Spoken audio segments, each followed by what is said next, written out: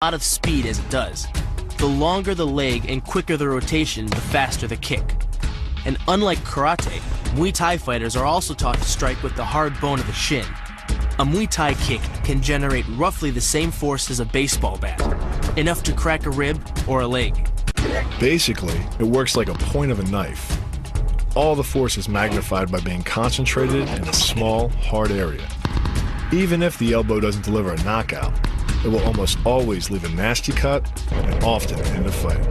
It's not the arms, but the legs that drive our fists. Like a piston, the explosive power of the legs is capable of generating hundreds of pounds of force, all to a very vulnerable area, the soft underside of the opponent's jaw. Like the Hanuman move, the flying knee relies on the explosive power of the legs. But rather than spread the power of our blow over two fists, it concentrates it into the spear point of the knee and combines it with the force of gravity. It's the equivalent of hitting our opponent in the chest with a sledgehammer. The hyperextension of the elbow, created by pulling back on the locked arm, virtually ensures that he will be taken down. The knee strike to the wrist dislodges the knife and further loads the elbow and shoulder. The technique can easily result in damage to the elbow joint, the tendons of the rotator cuff, or even a broken arm. The key to this move is turning your opponent's lower arm into a lever.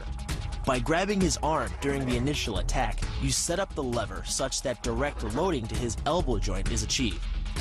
Once the elbow is locked and loaded, you can pull a much heavier opponent off balance by simply lowering your center of weight.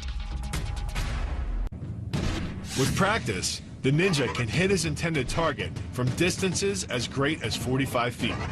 At impact, that's more powerful than a Major League Baseball pitch. This move is more about timing and precision than power. Instead of hacking through the limb, the first strike imparts an injury just a few inches below the elbow. The sword's razor-sharp blade easily slices through the soft tissue of the attacker's arm. This opens up his defense and provides the ninja a clean opportunity to deliver the kill stroke, a powerful shot to the top of his head. The move works by using your opponent's own body weight against him.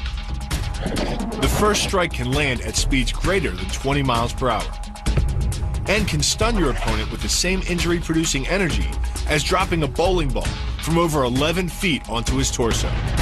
By using his arm as a lever in conjunction with the leg sweep, you drive your opponent to the ground. Once he is on the ground, you follow up with a devastating strike to his face. The secret to the move is wrist control. By rotating your opponent's wrist to the maximum extent of its range of motion, the bones of the wrist lock against the bones of the forearm and make it impossible to bring the strong muscles of the upper arm to bear. Then, you can pull your opponent off balance and into a potent knee strike. The combined force of the knee strike and your opponent's forward momentum can be as much as 2,000 pounds, enough to dent sheet metal.